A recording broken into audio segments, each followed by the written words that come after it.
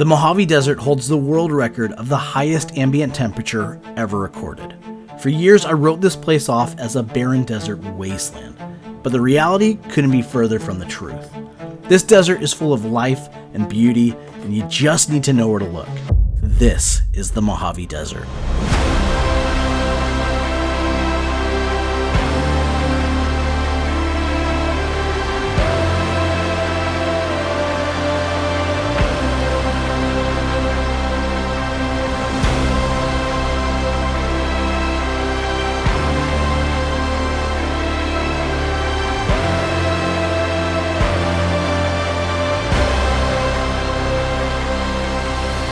Super fun 24 hours out in the Mojave Desert. This video is brought to you by Onyx Off-Road, the most powerful tool in off-road navigation. Plan your next adventure using their Build a Route tool. This tool allows you to seamlessly connect the dots of everything you want to see on your adventure and build an entire route you can share with your friends. The secret to planning an epic adventure really comes down to the people you share it with. Click the link in the video description or scan the QR code on the screen and use code Alpine Tactics to save 20% off your membership.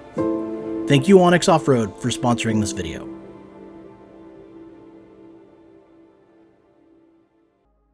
Well, hey everyone, and welcome back to another video. Today we're out in the Mojave Desert and I'm out with Johnny Taco and his friend Anthony, and we're starting off the trip at somewhere that I've wanted to check out for a really long time, the Mojave lava tubes. Just starting to head down here, and this already looks pretty cool.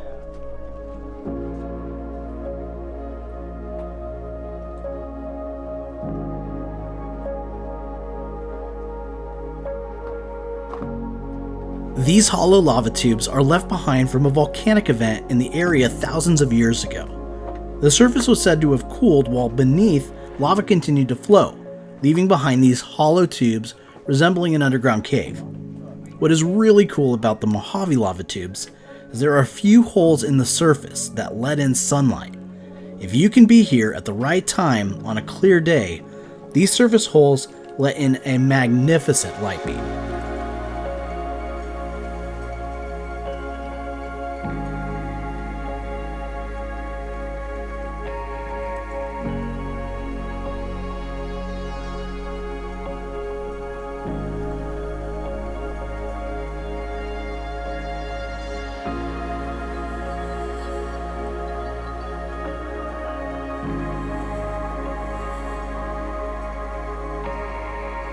Well, this is pretty cool. This has been on the list for a super long time. I'm glad I finally got to see it. This spot is a popular one to say the least, and for good reason.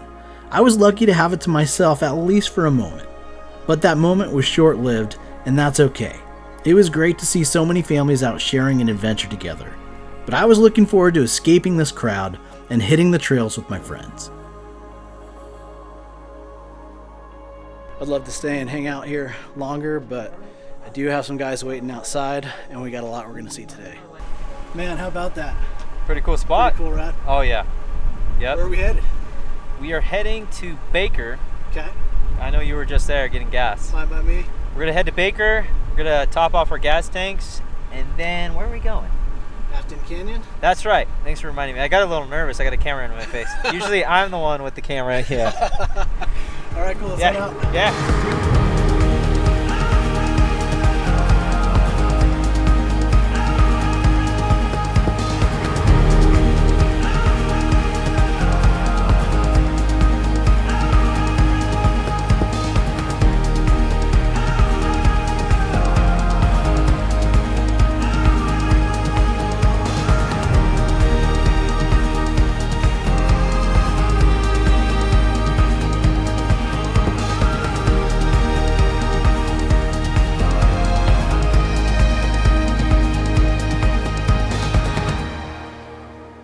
After heading east, we found ourselves in the beautiful Afton Canyon along the Mojave River.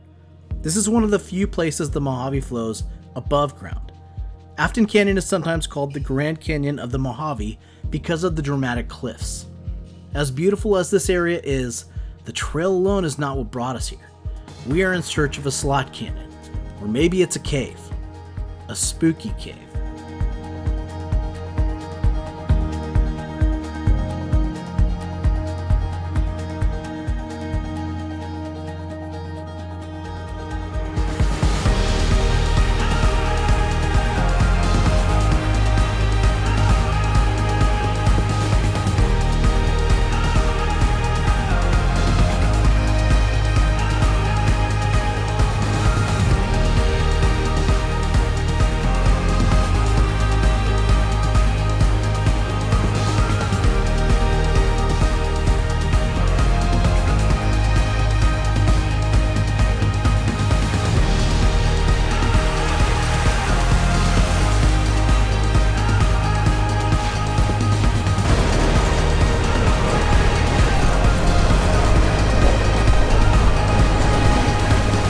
This railroad crossing marked the entrance of our cave.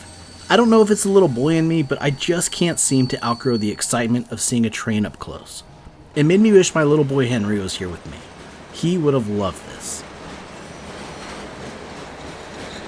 We are heading into the spooky cave.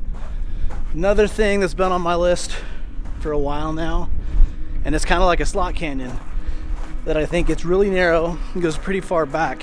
Kind of turns into a cave. Let's check it out.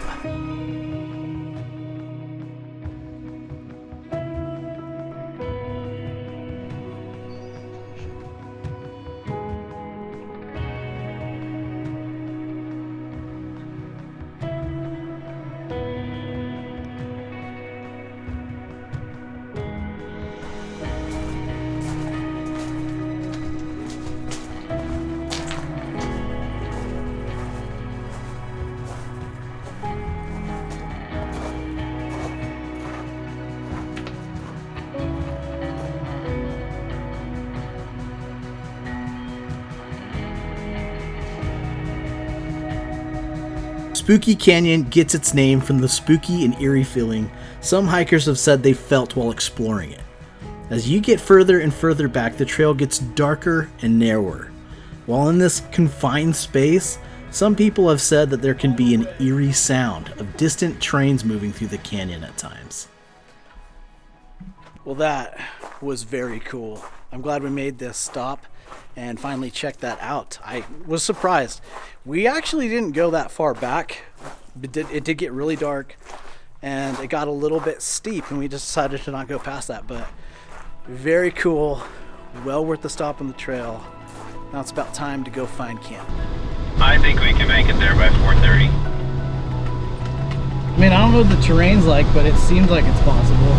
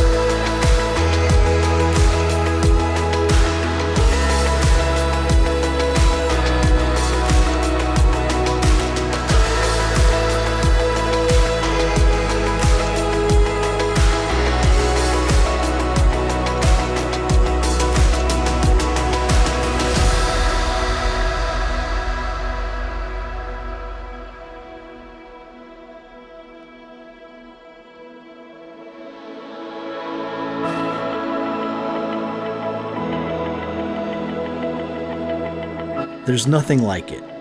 Roaring across the Mojave, tires kicking up dust like smoke signals to the sky.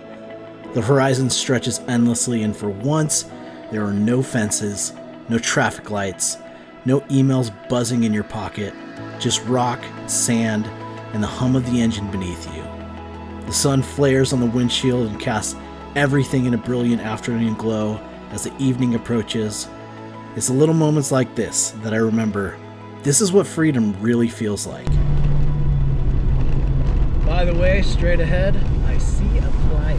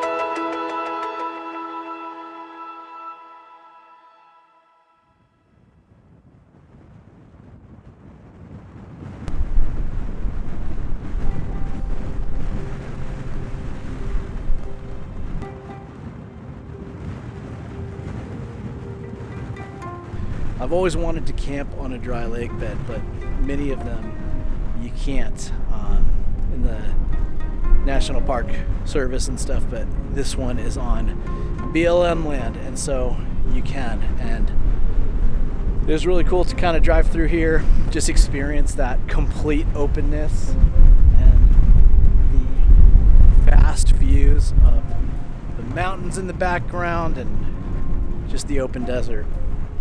Real peaceful out here, besides the wind kind of picking up and calming down and picking up and calming down, kind of waiting to see what the wind does before we fully commit to the spot for the night. But I'm really glad we came out here.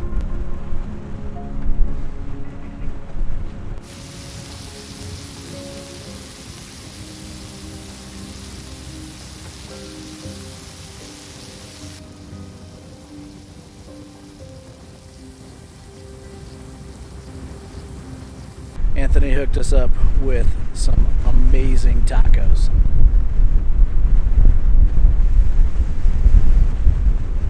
Thank you, Anthony. Welcome, man.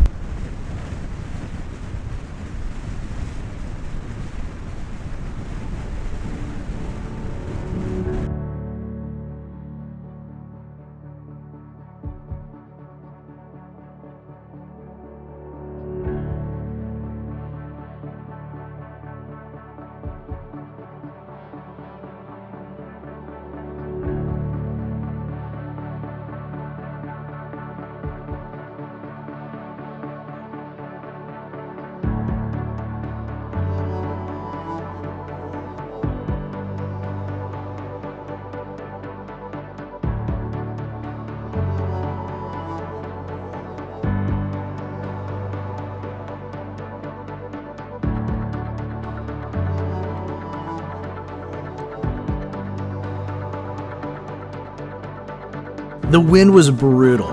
This was not going to make for a great campsite tonight, so we pulled out our maps looking for some nearby trails that might lead to some shelter. In doing so, I realized we were slightly inside a wilderness boundary that would be off limits to the trucks. It was a mistake. We should have all been paying better attention to our maps while we were in the area. I hadn't looked at mine since the last turnoff 12.5 miles back. In planning out this route, I thought this entire lake bed was open BLM land, and the shoreline of the lake bed marked the beginning of the wilderness boundary. But I read the map wrong. A mistake I surely won't repeat in the future. If the wind had died down, we just would have relocated to the other side of the lake. But the wind was getting worse. It was time to move on.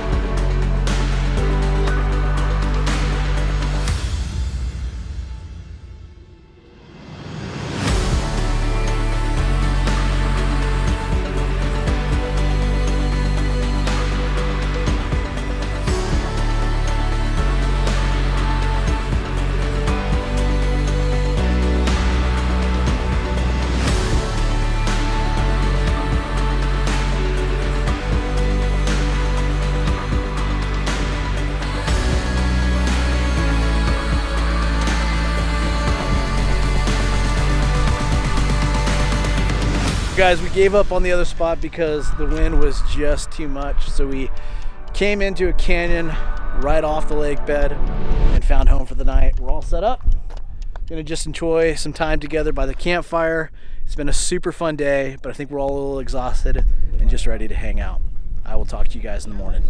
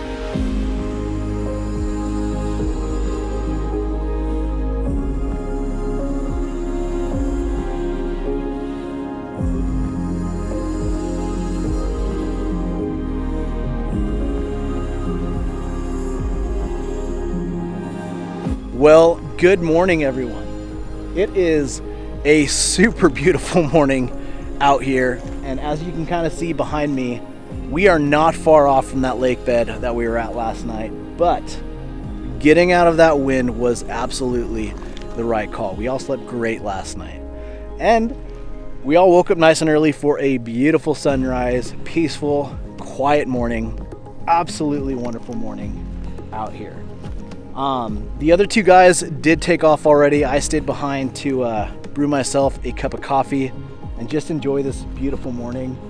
I mean, I got this whole place to myself, so definitely wanted to take advantage of this morning out here. If you haven't already, make sure you subscribe to Johnny Taco Outdoors, and actually Anthony's got a YouTube channel as well, Operation Overland. They got up here a full day ahead of me, and so there's a whole bunch of stuff I missed. Definitely it'd be worth checking out their video and seeing this trip from their perspective. I'll link both their channels in the video description. And as always, if you guys are interested in the locations and routes and all that kind of stuff, you can get that on my Patreon account under the Navigator tier. That's the only place I share coordinates. I think that's it for today, guys. Absolutely wonderful 24 hours out in the Mojave Desert. Cannot wait for the next trip. Thanks for watching. We'll see you in the next one.